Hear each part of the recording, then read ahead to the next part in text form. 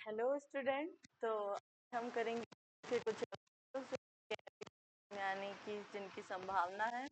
तो आज का हमारा एमसीक्यूज का टॉपिक है फ्रिक्शन।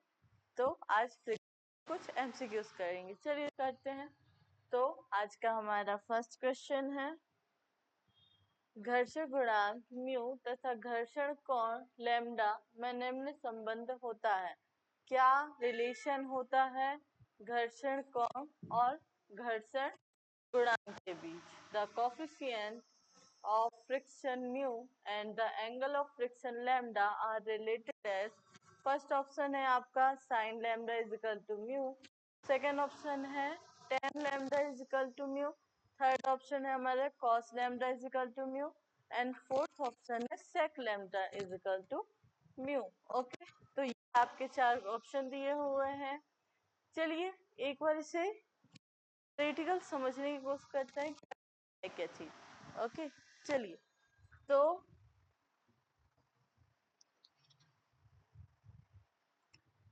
जैसे कि सबसे पहले आपको पता होना चाहिए होता है, आप सभी को मालूम ही होगा, राइट। यदि कोई भी वस्तु मोशन कर रही है या स्थिर है, हम चाहते हैं कि वो मोशन करे, ठीक है, गति करे।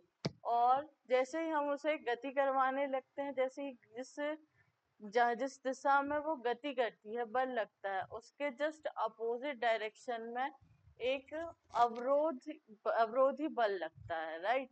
जो उस बल को क्या करता है, अवरोध करता है कि बल ना लगे या गति ना करे, मतलब गति करने से रोकता है। तो उसे हम क्या बोलते हैं, घर्षण, राइट।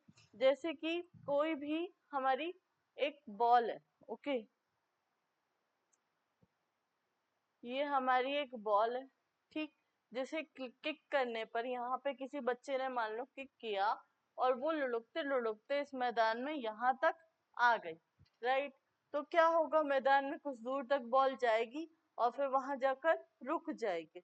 रुकने का रीजन क्या होता है, रुकने का रीजन होता है हमारा क्या, घर्षण, राइट। ठीक है, क्या रीजन होता है, घर्षण। कि हमारी जो बॉल है इस डायरेक्शन में, इस दिशा में गति कर रही है, ठीक है। तो जैसे जैसे ये बॉल और ये जो मैदान का सरफेस है, सतह है, ये क्या कर रही है, और ये दोनों मिलके क्या करेंगे, आपस में घर्षण बल लगाते हैं, ठीक है, जो अपोजिट डायरेक्शन में लगता है। ओके, तो इसे हम क्या बोलते हैं, घर्षण के कारण ही बॉल आगे जाकर, ओके, गति का विरोध करने के लिए जो बल लगता है उसे हम घर्षण बल बोलते हैं। ओके बच्चों, ओके, चलो। घर्षण बल जो है वो तीन प्रकार के होते हैं, याद रखिएगा, घर्षण, गतिज घर्षण और सीमांत घर्षण, ठीक। स्थितिज घर्षण जो होता है, स्थितिज घर्षण that mean static friction, right. Okay, static friction क्या होता है, जैसे कि कोई ऑब्जेक्ट ये है, ठीक है, कोई ऑब्जेक्ट है कहीं पर रखा हुआ है, स्टेबल है, राइट, कहीं मूव नहीं कर रहा है। जैसे कि ये मान लो कोई बॉक्स है, ओके, बॉक्स एक टेबल के ऊपर हमने रख दिया, बहुत भारी बॉक्स है, ठीक है, ओके। फिर उसके बाद एक आदमी आया यहाँ पर और इसे पुल करने की कोशिश किया, ऐसे खिसकाने की कोशिश करता है। तो जैसे ही हम किसी भारी वस्तु को ऐसे खिसकाने की कोशिश करते हैं, तो हम हमारे जैसे जैसे हम उसमें फोर्स लगाते हैं, बल लगाते हैं, वैसे वैसे हमारे पाम में भी, हमारे हाथ की हथेलियों पर भी एक बल अनुभव होता है, जिसके कारण हम थोड़े पीछे की ओर होने लगते हैं, राइट। एक फोर्स महसूस होता है, वो वाला जो बल होता है वो होता है हमारा स्थितिज घर्षण या स्टैटिक फ्रिक्शन। उस टाइम पर जो हम फोर्स फील करते हैं वो होता है फ्रिक्शन, कौन सा, स्टैटिक फ्रिक्शन। क्यों, उस टाइम पे क्योंकि जो हमारा ऑब्जेक्ट है, जो वस्तु है, वो स्थिर है, स्टेबल है, राइट। तो उस टाइम जो घर्षण होगा स्थितिज घर्षण कहलाएगा। ओके बच्चों, देन नेक्स्ट आता है हमारा सीमांत घर्षण, लिमिटिंग फ्रिक्शन। लिमिटिंग फ्रिक्शन क्या होता है, लिमिटिंग फ्रिक्शन वो होता है कि जैसे ये एक आदमी था, इसको खिसकाने की कोशिश कर रहा था, लेकिन इससे नहीं खिसका, है ना, बट इसने भी कुछ बल महसूस किया था, तो वो वाला था हमारा स्थितिज घर्षण, राइट, स्टैटिक फ्रिक्शन। बट अब इसने क्या किया, अपने साथ 2-3 आदमियों को और बुला कर ले आया, और वो 2-3 मिलकर, तीनों के तीनों मिलकर अब इसे धक्का देने की कोशिश कर रहे हैं, खिसकाने की कोशिश कर रहे हैं कि ये मूव करे। ओके, तो अब क्या है कि ये बस जो हमारा पत्थर है, जो या फिर जो भी चीज है वो, तो वो क्या होने वाली है, बस मूव करने वाली है, बस गति करने ही वाली है। ठीक है बच्चों, बस गति करने ही वाली है। तो उस टाइम पर मतलब कि स्टैटिक फ्रिक्शन की स्थितिज ऊर्जा की जो अधिकतम वैल्यू होगी, अधिकतम जो मान होगा, वो कहलाएगा आपका क्या, सीमांत घर्षण या लिमिटिंग फ्रिक्शन। ओके, क्या कहलाएगा, सीमांत घर्षण। घर्षण कितने प्रकार के होते हैं, 3 प्रकार के होते हैं, स्थितिज घर्षण, सीमांत घर्षण और गतिज घर्षण।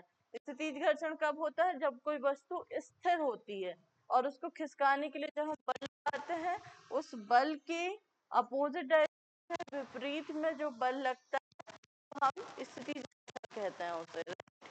और स्थितिज घर्षण अधिकतम मान, अधिकतम मान कब होगा, जब हम उस वस्तु को खिसकाने के लिए अधिकतम मात्रा में फोर्स लगाते हैं। ठीक है, maximum value of force. Okay, तो उसे हम क्या बोलेंगे, उसके उस फोर्स के जो हमारा फोर्स रहेगा, जो हमारा घर्षण फ्रिक्शन होगा, वो हमारा सीमांत घर्षण।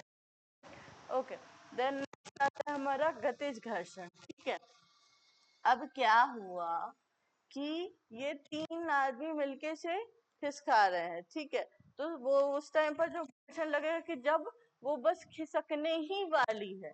ओके, उनका घर्षण हमारा सीमांत घर्षण होगा। सीमांत घर्षण से भी उसने थोड़ा और ज्यादा फोर्स लगाया, और ये जो हमारी चीज है या फिर बॉक्स है, ये क्या होने लगा, अब इस साइड को मूव होने लगा, गति करने। तो गति करते हुए जो घर्षण लगता है वो होता है हमारा क्या, गतिज घर्षण। यदि कोई वस्तु गति कर रही है और उसको, उस गति को रोकने के लिए जो घर्षण लगेगा, उसे हम क्या बोलेंगे, गतिज घर्षण बोलेंगे, काइनेटिक फ्रिक्शन बोलेंगे या डायनेमिक फ्रिक्शन बोलेंगे। ओके बच्चों, चलिए, लेकिन एक बात है, 3 घर्षण तो 3 प्रकार के होते हैं, गतिज घर्षण, सीमा स्थितिज घर्षण, static friction, friction and limiting friction. जो हमारा काइनेटिक फ्रिक्शन होता है, गतिज घर्षण जो, वो भी 2 प्रकार का होता है। एक होता है हमारा फ्रिक्शन और दूसरा बेलन फ्रिक्शन। बेलनाकार बेलन घर्षण भी बोलते हैं, दूसरा होता है हमारा घर्षण। ओके, अब ये क्या चीज है, लोटानिक घर्षण और सर्पी घर्षण। ठीक है, सर्पी घर्षण नाम से ही लग रहा है ना, क्या होता है, कोई भी वस्तु सिरकती, फिसलती है। ठीक है, फिसलने को हम क्या बोलते हैं, स्लाइड बोलते हैं। यदि कोई वस्तु फिसलते हुए, फिसलते हुए गति कर रही है, तो उसमें जो हमारा फ्रिक्शन होगा वो होगा क्या, हमारा सर्पी घर्षण। ओके, ठीक है, स्लाइडिंग फ्रिक्शन। और लेकिन यदि कोई वस्तु लाइक बॉल, ओके, मैदान में बॉल कैसे होती है, पहले यहाँ आएगी, यहाँ टकराएगी, फिर कूद के यहाँ जाएगी, फिर टकराएगी, फिर कूद के यहाँ जाएगी, फिर टकराएगी, है ना। ओके, तो इस टाइप की जो गति से क्या बोलते हैं, लोटानिक घर्षण। ओके, लोटानिक घर्षण, रोलिंग घर्षण, रोलिंग फ्रिक्शन। ओके, अगर कोई वस्तु इस प्रकार से रोल करते हुए मोशन में है, वहां पर जो हमारा फ्रिक्शन होगा वो होगा हमारा क्या, रोलिंग फ्रिक्शन। ओके बच्चों, ये कुछ प्रकार थे हमारे टाइप्स ऑफ फ्रिक्शन थे। ओके, तो अब देखते हैं हमारा एंगल। ठीक है, एंगल कैसे होता है, एंगल के लिए क्या करेंगे, एक हमने टेबल लिया है। ठीक है, टेबल के ऊपर हमने एक बॉक्स को रख दिया, एक कार्टून को रख दिया। ओके, कार्टून में सामान है वो भारी है। ओके, ऑलराइट, तो यहाँ पर अब हम क्या देखेंगे, हमें क्या देखना है, एंगल ऑफ फ्रिक्शन। ये हमारा क्वेश्चन था, तो चलिए देखते हैं। जैसे कि ये हमारा टेबल है, टेबल के ऊपर ये बॉक्स रखा हुआ है, तो इसमें कुछ फोर्स वर्क करेंगे। ओके, फर्स्ट फोर्स तो हमारा ग्रेविटेशनल फोर्स रहेगा, गुरुत्वाकर्षण बल रहेगा। ओके, क्या होता है वो हमारा mg, राइट, ठीक है, ओके। लेकिन न्यूटन के ये तो हमें पता है कि हर वस्तु के ऊपर गुरुत्वाकर्षण बल तो लगता है, तो इसके ऊपर भी गुरुत्वाकर्षण बल लगेगा। कहाँ लगेगा? एकदम नीचे की ओर, राइट। बट हमारे न्यूटन ने बोला था, क्या बोला था न्यूटन के तीसरे नियम में, कि हर जो भी क्रिया होती है उसके बराबर और विपरीत प्रतिक्रिया होती है, राइट, है ना। हर एक्शन का एक रिएक्शन होता है जो एक्शन के इक्वल और अपोजिट होता है, राइट, है ना। तो यहाँ पर गुरुत्वाकर्षण बल लग रहा है तो ऊपर साइड को भी एक बल लगेगा, एक फोर्स लगेगा, जिसे हम क्या बोलेंगे? रिएक्शन फोर्स या प्रतिक्रिया बल। ओके बच्चों, तो इसे हम क्या बोलेंगे? प्रतिक्रिया बल। और नीचे क्या है हमारा?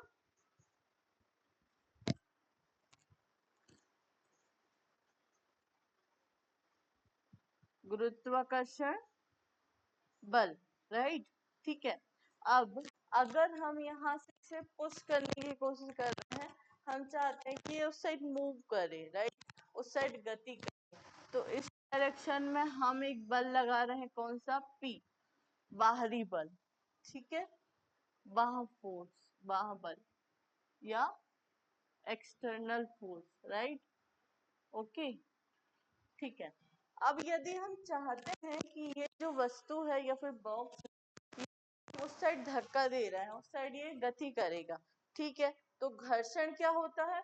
हमेशा गति की दिशा के विपरीत दिशा में लगता है। मतलब रोकने के लिए, अगर इसको रोकना है गति करने से, तो बल तो घर्षण बल तो इस साइड लगेगा, ठीक है, तो हमारा फ्रिक्शन फोर्स हो जाएगा इस डायरेक्शन में।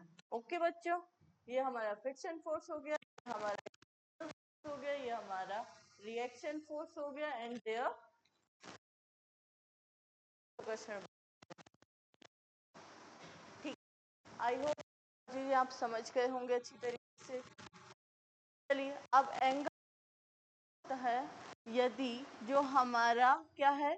फ्रिक्शन फोर्स है और रिएक्शन फोर्स है, फ्रिक्शन फोर्स और रिएक्शन फोर्स के बीच यदि हम एक नॉर्मल डालें, मतलब कि घर्षण या बल के बीच में एक अभिलंब डालें, तो अभिलंब और प्रतिक्रिया बल के बीच जो कोण बनेगा उसे हम क्या बोलेंगे?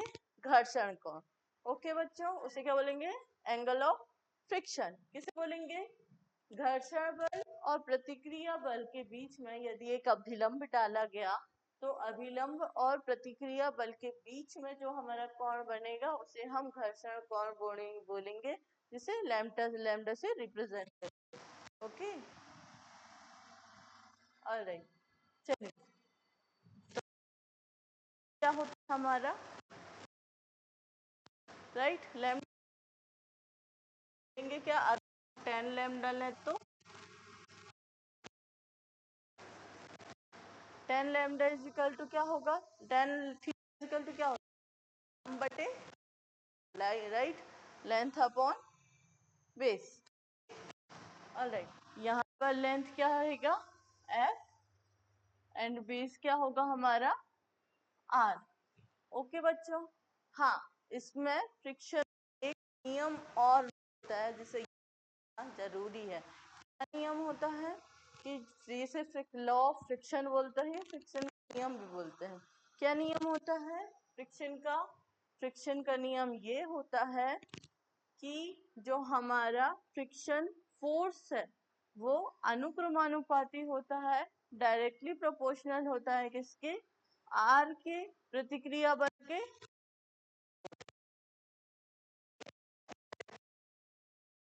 आर, राइट, हमारा घर्षण बल है, प्रतिक्रिया बल के अनुक्रमानुपाती होता है, इसे हम क्या बोलते हैं?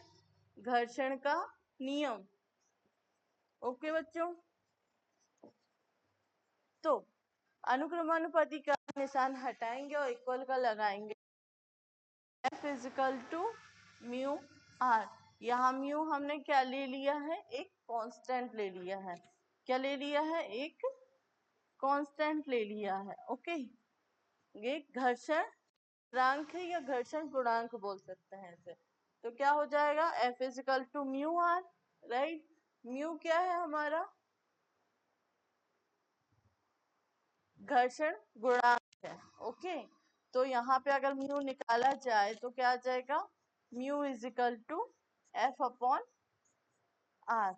ओके, ठीक है। अब यहाँ देखो 10 lambda is equal to F upon R है, तो यहाँ पर अगर F अपॉन आर के प्लेस पे म्यू रख दें तो क्या हो जाएगा हमारा, 10 lambda is equal to mu, right.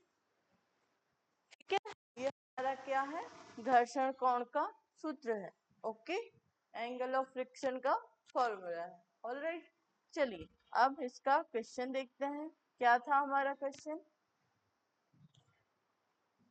Question था the coefficient of friction and angle of friction के बीच में रिलेशन बताना था। तो हमारा क्या आया है, 10 lambda is equal to mu, right. Question आया हमारा आंसर, राइट। ओके, चलिए नेक्स्ट क्वेश्चन देखते हैं।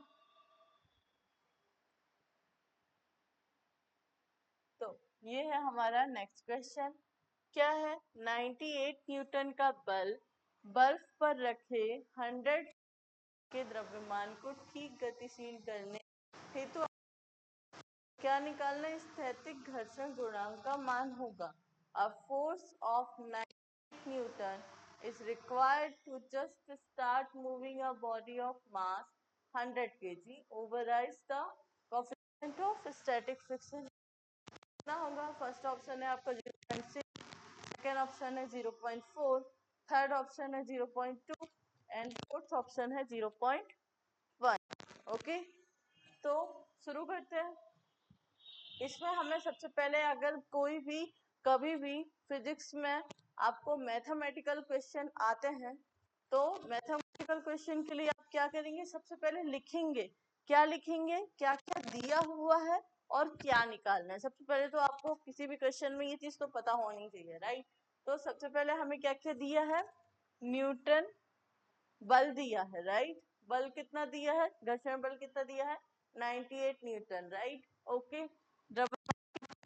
है 100 kg और हमें निकालना क्या है, म्यू की वैल्यू, घर्षण गुणांक की वैल्यू, राइट। ठीक है, ये हमारे क्या दिया हुआ है, F दिया हुआ है और ये हमारा क्या दिया है, मास दिया है। हमें निकालना क्या है, म्यू की वैल्यू निकालनी है।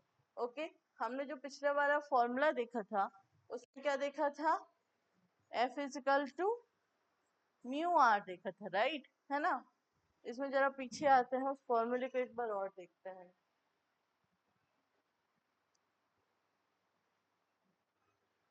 तो ये हमारा फॉर्मूला था, right. F is equal to mu R. एक बात बताइए, जब हमने न्यूटन के तीसरे नियम के अकॉर्डिंग रिएक्शन लिया था, प्रतिक्रिया बल लिया था, तो इसमें कैसे लिया था, बल के गुरुत्वाकर्षण बल के जस्ट अपोजिट और इक्वल, राइट, ऐसे ही लिया था। तो यहाँ R इज इक्वल टू क्या हो जाएगा, mg हो जाएगा, राइट। R mg हो जाएगा, है ना। तो यहाँ पर क्या है, mu is equal to F is equal to mu R. R के प्लेस पे यदि हम mg लिखते हैं तो क्या हो जाएगा, F is equal to mu M G, right. ये एक फॉर्मूला, ये दो फॉर्मूला और ये third and this one fourth, ये चार फॉर्मूले तो आपको याद होने ही होने चाहिए अगर आप फ्रिक्शन पढ़ना चाहते हैं। तो इसे अच्छी तरीके से याद कर ही लेना। ओके, चलिए, तो हमारा फॉर्मूला क्या मिला हमें, F is equal to mu M G. Question में हमें क्या क्या दिया हुआ है, फोर्स दिया हुआ है, मास दिया हुआ है, हमें निकालना क्या है, म्यू की वैल्यू निकालनी है, राइट। तो हम वाला फॉर्मूला यूज करेंगे। चलिए तो करते हैं। तो हमें क्या क्या दिया हुआ है, F इज इक्वल टू दिया है 98 न्यूटन, फोर्स दिया है, right. M is equal to क्या दिया है, 100 kg एंड स्मॉल जी की वैल्यू हमें पता है कितनी होती है, 9.8 होती है, राइट। ठीक है, एंड निकालना क्या है, म्यू निकालना है, गुरुत्वाकर्षण वो सॉरी घर्षण नियतांक निकालना है, राइट। ओके, घर्षण गुणांक निकालना है। ओके, चलो फॉर्मूला क्या देखा था हमने, F is equal to mu M G, हमें निकालना क्या है म्यू, तो यहीं से फॉर्मूला बनाएंगे, mu is equal to F upon M G, right. F की वैल्यू पुट करेंगे, F की वैल्यू कितनी है 98 अपॉन M की वैल्यू कितनी है 100 इंटू जी की वैल्यू कितनी होती है 9.8, राइट। पॉइंट हटाएंगे, ऊपर इंटू 10 कर सकते हैं, 0 से 0 कैंसिल, 98 से 98 कैंसिल, बचा कितना अपना 1 अपॉन 10, राइट। ठीक है, तो इसको हम क्या लिख सकते हैं, देखते हैं कौन सा आंसर निकला हमारा, कौन सा है, फर्स्ट सेकेंड थर्ड या फोर्थ, कौन सा है, फोर्थ वाला, राइट। ये हमारा आंसर है। ओके, चलिए नेक्स्ट क्वेश्चन देखें। नेक्स्ट क्वेश्चन है हमारा, स्थैतिक घर्षण के अधिकतम मान को कहते हैं, अभी अभी हमने पढ़ा था, राइट।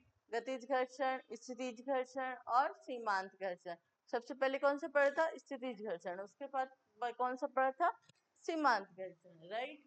तो इसमें बताना है कि स्थैतिक घर्षण का अधिकतम मान कौन सा होता है, maximum value of static friction is called, क्या होगा हमारा, शांत घर्षण, फ्रिक्शन, बेलन घर्षण, रोलिंग फ्रिक्शन, अविलंब प्रतिक्रिया, नॉर्मल रिएक्शन या घर्षण गुणांक, coefficient of friction, right. Okay, तो क्या होगा, ये दोनों तो पॉसिबल है ही नहीं, तो ये दोनों तो हो ही नहीं सकते, ठीक है। तो कौन सा हो सकता है, या तो लिमिटिंग फ्रिक्शन या तो रोलिंग फ्रिक्शन, क्या होता है हमें मालूम है, लिमिटिंग फ्रिक्शन होता है, राइट। ओके, चलिए नेक्स्ट, नेक्स्ट क्वेश्चन है हमारा, घर्षण बल द्वारा किया गया कार्य होता है, work done by a frictional force is, क्या होता है, ऋणात्मक, धनात्मक, शून्य या उपरोक्त में से कोई नहीं। कैसा होता है, निगेटिव होता है या पॉजिटिव होता है या जीरो होता है या all of the above. Okay, ये थोड़ा सा मिस्टेक है यहाँ पर,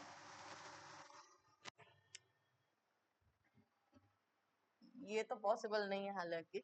ओके, चलिए बताइए क्या है, घर्षण बल द्वारा किया गया कार्य कैसा होता है। तो बच्चों इस बात को हमेशा ध्यान रखना, जो घर्षण बल द्वारा किया गया कार्य होता है वो हमेशा ऋणात्मक होता है। अब बोलेंगे ऋणात्मक क्यों होता है, किया गया कार्य इसका इसके द्वारा हमेशा, एक बात बताओ, अभी हमने टेबल के ऊपर एक बॉक्स रखा था, है ना, उसमें घर्षण बल देख रहे थे, तो क्या कर रहे थे हम, इस डायरेक्शन में बल लगा रहे थे, है ना, इस डायरेक्शन में हम इसको गति करा रहे थे, ठीक है। तो वो तो ठीक था, वहां तक सही था, लेकिन फिर इसको गति करने से रोकने के लिए घर्षण बल लगने लगा, फ्रिक्शन फोर्स लगने लगा, किस डायरेक्शन में, अपोजिट डायरेक्शन में। ओके, घर्षण बल हमेशा गति की दिशा की विपरीत दिशा में लगता है। ओके, विपरीत दिशा में लगने के कारण इसका जो मान है हमेशा ऋणात्मक आता है। ओके बच्चों, चलिए नेक्स्ट देखते हैं।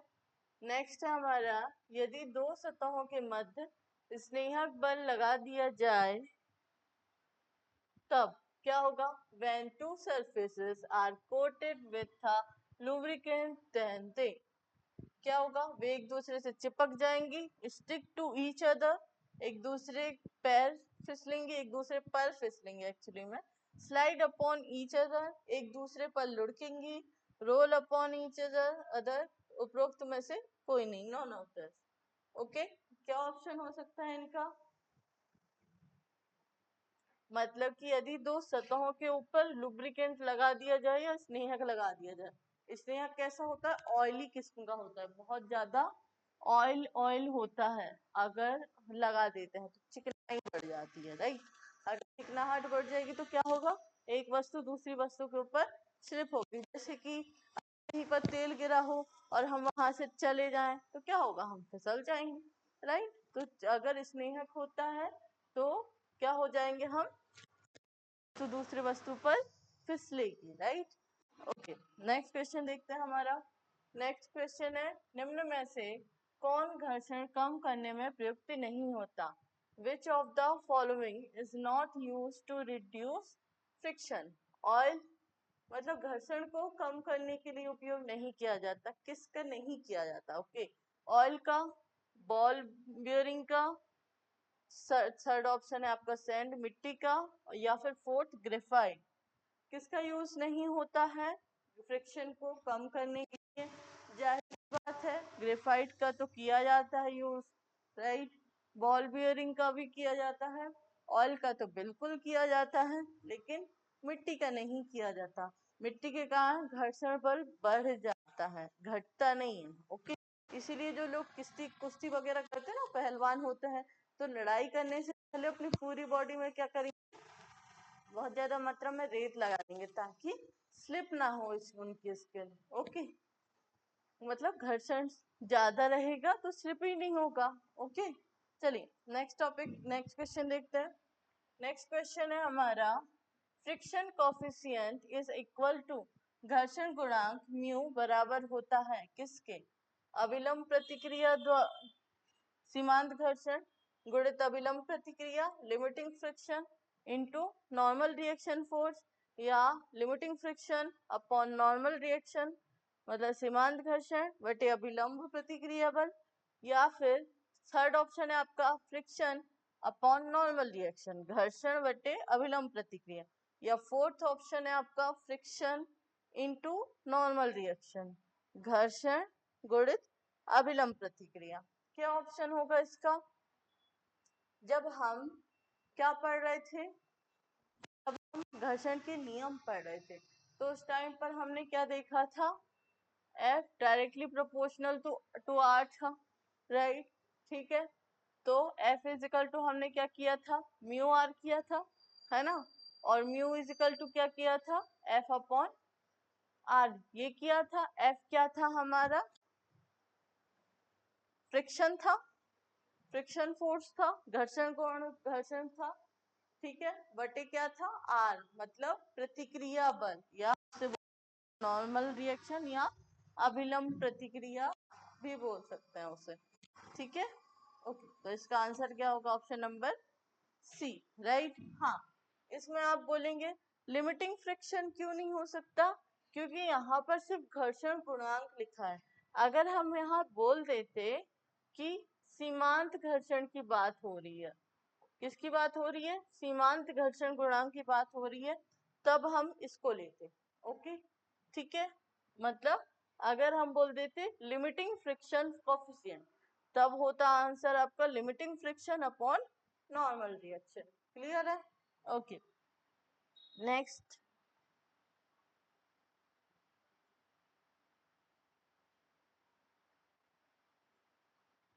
नेक्स्ट है हमारा, घर्षण बल का एमकेएस पद्धति में मात्रक बताना है, unit of friction force in MKS system.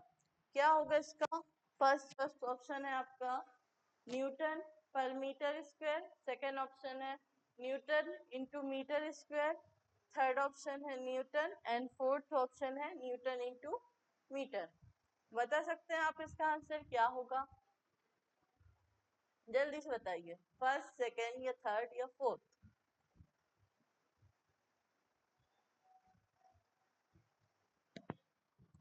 अगर आप लोगों का आंसर अगर इन तीनों में से कोई सा है तो आप कंफ्यूज हो रहे हो, राइट।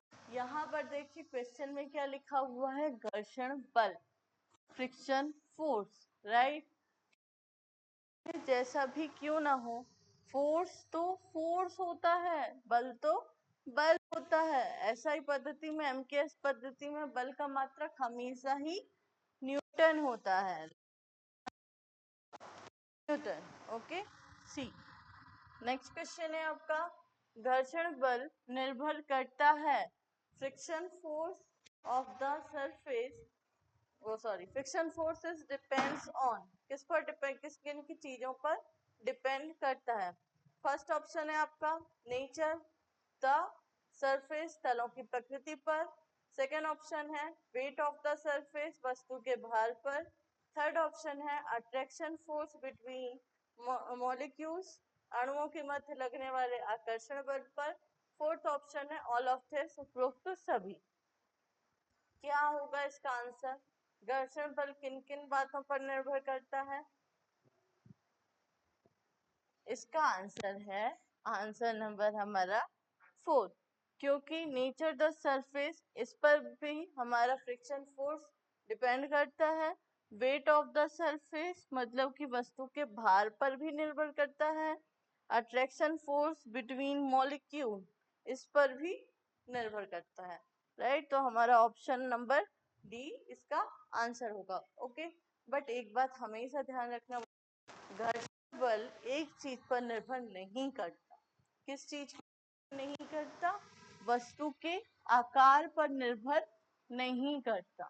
ठीक है, ये वस्तु का उस पर निर्भर नहीं करेगा। हाँ, वस्तु के भार पर जरूर निर्भर करेगा, बट आकार पर निर्भर नहीं करेगा। ओके, इस बात को ध्यान रखिएगा। ओके, नेक्स्ट टॉपिक देखते हैं।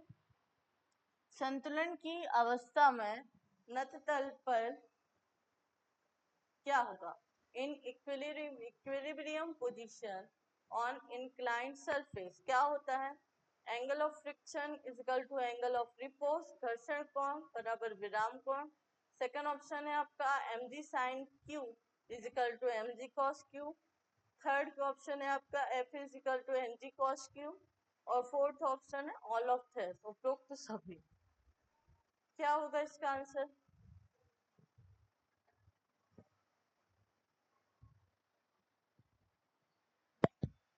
इसका आंसर देखने के लिए आपको थोड़ा सा इसकी थ्योरी पढ़नी पड़ेगी।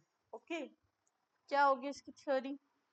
देखिए, एंगल ऑफ फ्रिक्शन तो हम समझ गए, बट इसमें एक चीज पूछी गई है, क्या? एंगल ऑफ रिपोज, विराम कोण। घर्षण कोण तो हम पढ़ चुके, बट विराम कोण आखिर होता क्या? चलिए देखते हैं। जैसे कि अभी तक हम क्या कर रहे थे, एक टेबल ले रहे थे, उसके ऊपर एक बॉक्स रख रहे थे। राइट, इसमें हम एंगल बनाए थे और उसी एंगल को हमने क्या बोल दिया था? घर्षण कोण। Right, angle of friction. But angle of repose क्या होता है? विराम कोण कैसा होता है? यदि हम एक इंक्लाइन सरफेस लेते हैं, मतलब कि एक ऊर्ध्वाधर सतह लेते हैं। कैसे ऊर्ध्वाधर सतह? जैसे कि ये हमारी एक बुक है। राइट, अगर हम इसको इस प्रकार से हाफ ओपन करते हैं, क्या हो?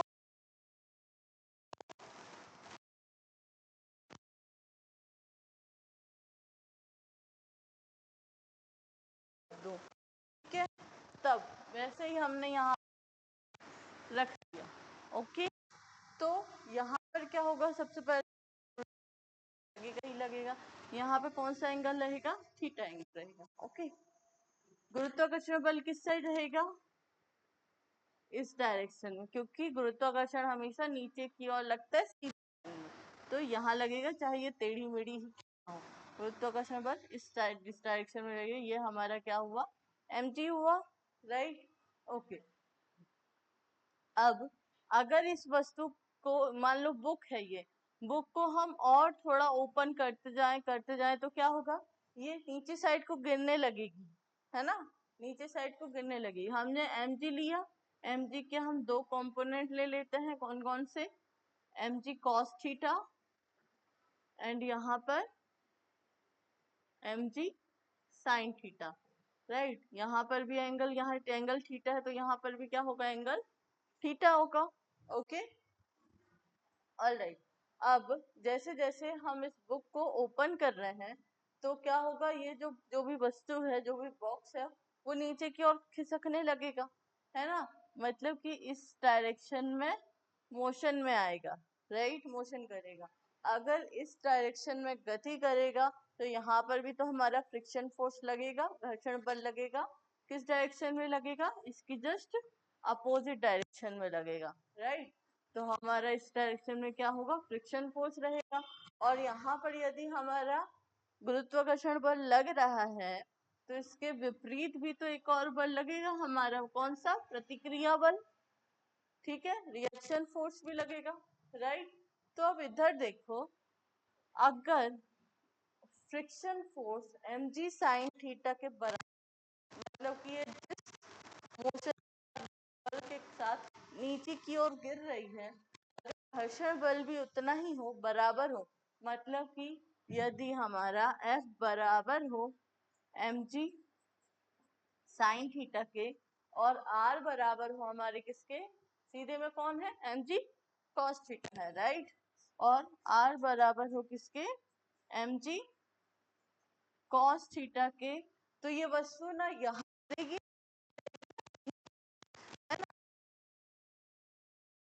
वहीं पर। तो इस कंडीशन को हम क्या बोलेंगे, संतुलन की स्थिति, स्टेज, ओके। इक्विलिब्रियम स्टेज में क्या होता है, ये समझ में आया, F is equal to mg sine theta, R is equal to mg cos theta, इसे अच्छे से लिख लेते हैं। क्यों नहीं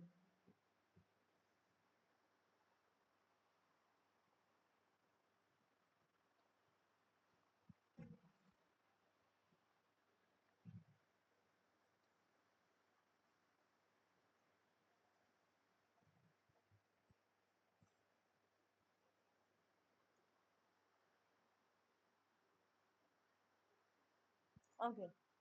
तो क्या देखा हमने, F इजिकल टू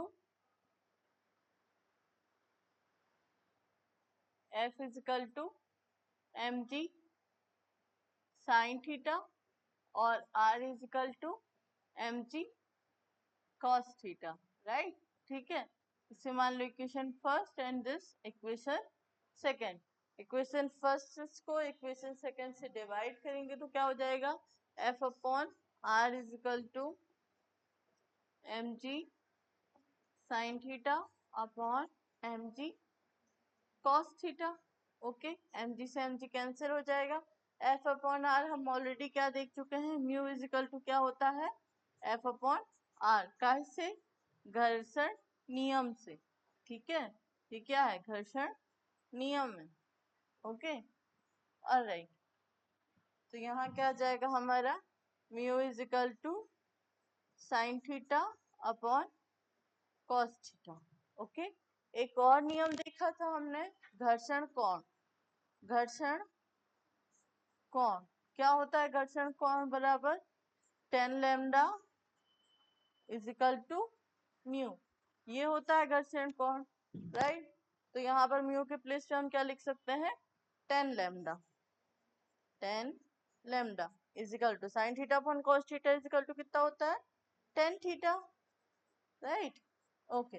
तो यहाँ क्या आया, लैम्डा इजिकल टू थीटा। अब आप बोलोगे लैम्डा क्या है, तो लैम्डा हमारा घर्षण कोण है, एंगल ऑफ फ्रिक्शन है। और थीटा क्या है हमारा, ये जो हमारा थीटा एंगल बना है, इस थीटा एंगल को हम क्या बोलेंगे, विराम कोण, क्या बोलेंगे,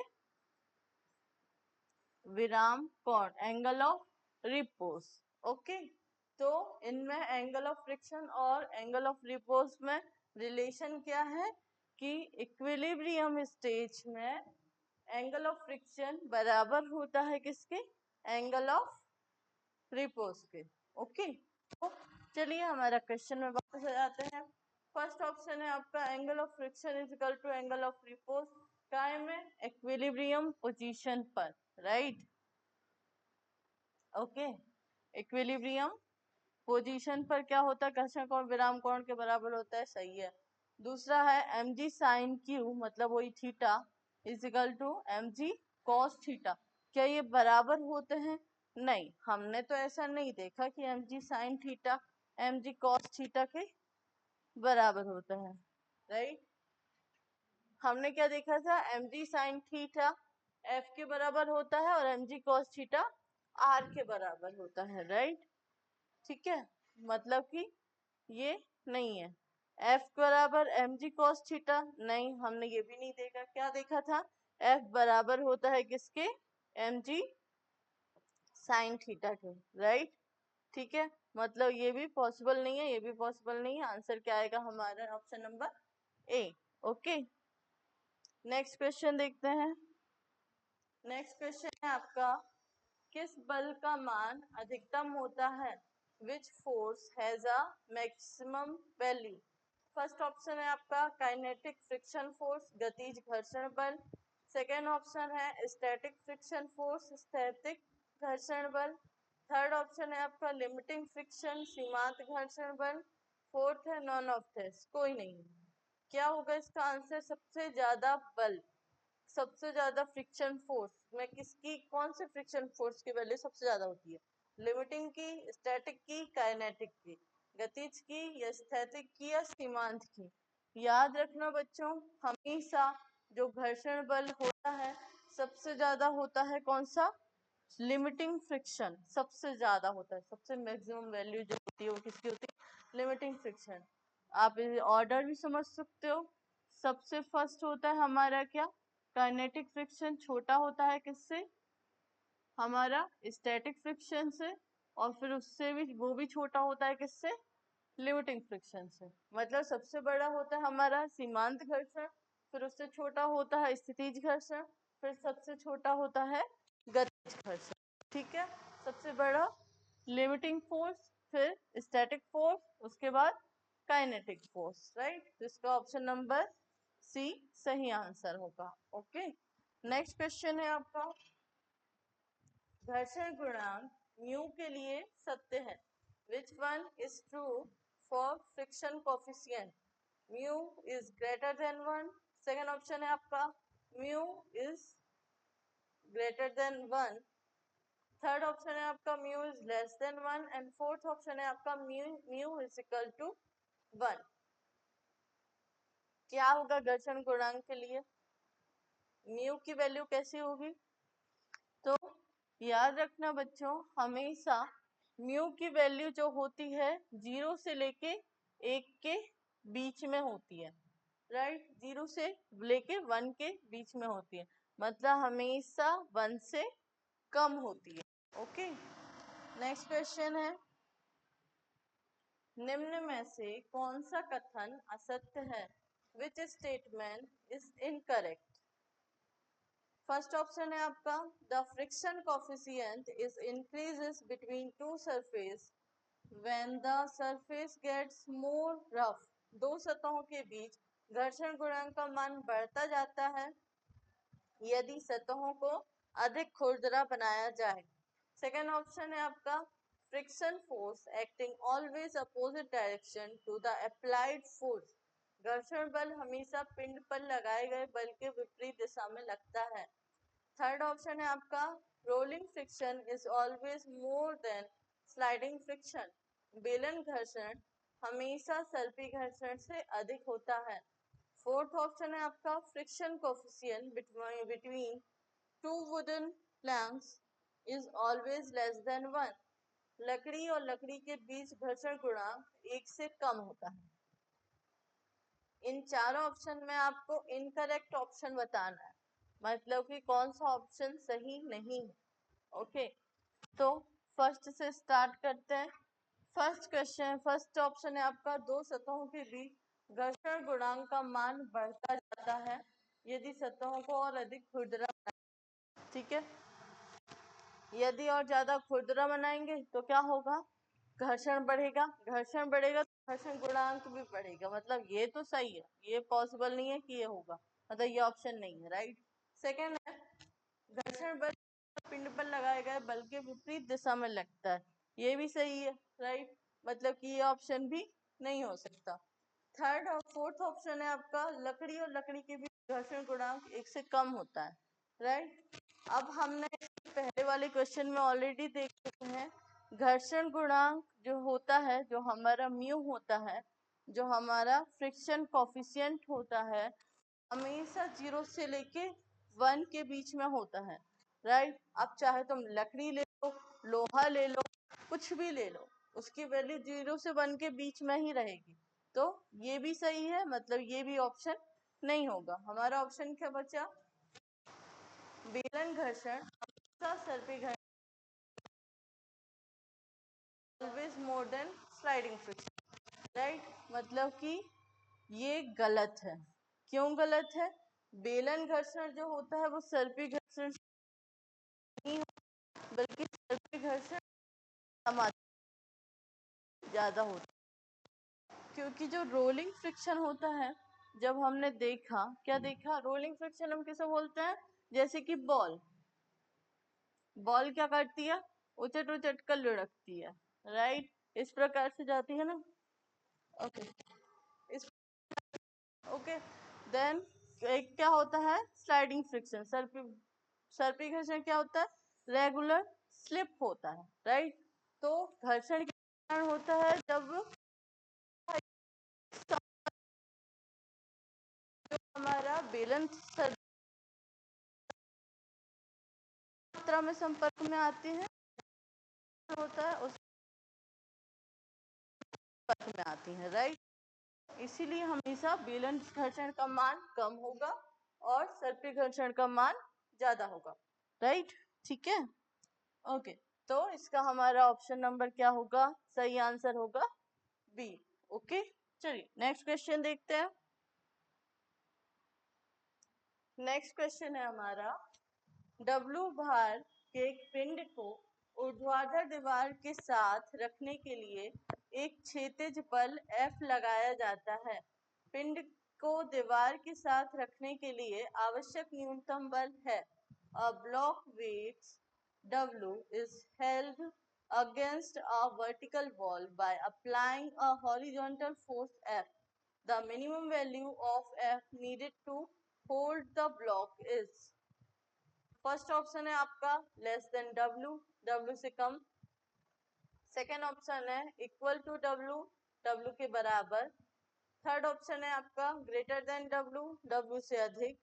फोर्थ ऑप्शन है आपका data is insufficient, that means आंकड़े अपर्याप्त हैं। तो क्या हो सकता है इसका आंसर? इसका आंसर होगा बच्चों डब्ल्यू से अधिक, ठीक है। कुछ बच्चों को क्वेश्चन समझ में नहीं आया होगा, थोड़ा एक बार बताओ। डब्ल्यू भार के एक पिंड को रखने के लिए एक क्षैतिज बल F लगाया, तो भार को साथ रखने के लिए आवश्यक न्यूनतम बल क्या होगा? दैट मीन्स ऊर्ध्वाधर दीवार, लाइक हमने एक इस प्रकार सरफेस लिया था ना इसके पहले, राइट। उसके ऊपर एक ब्लॉक रखा है, ठीक है, एक बॉक्स मान लो रखा है, ठीक है। उसका वेट कितना है? डब्ल्यू है, मतलब इसका भार कितना है? इसका mg। भार किसको बोलते हैं हम? mg को बोलते हैं। पिछली वीडियो में आपने गुरुत्वाकर्षण वाली वीडियो में भार देखा होगा क्या होता है, राइट। ओके, भार क्या होता है? mg होता है, राइट। तो इसको यहाँ बनाए रखने के लिए हमें कितना फोर्स लगाना पड़ेगा इस डायरेक्शन में कि यहाँ लुढ़के ना, ठीक है। जब हमने इस टाइप का एक क्वेश्चन देखा था, ये भी कुछ वैसे ही कंडीशन, राइट। तो यहाँ पर क्या था? F इजिकल टू क्या था? जो फोर्स उस डायरेक्शन में लग रहा था, इसे संतुलित करने के लिए, गिरने ना देने के लिए, इसको सतह पर बनाए रखने के लिए क्या था? F is equal to mg sine theta. mg को हम क्या बोलते हैं? इसका भार, मतलब W, राइट। तो यहाँ पर आप देख सकते हो जो भार है उसके साथ साथ क्या है? साइन थीटा भी है।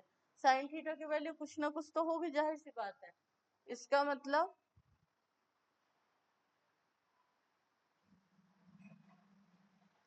मतलब क्या होगा? जो हमारा फोर्स होगा हमेशा W से अधिक होगा, भार से अधिक होगा, ओके।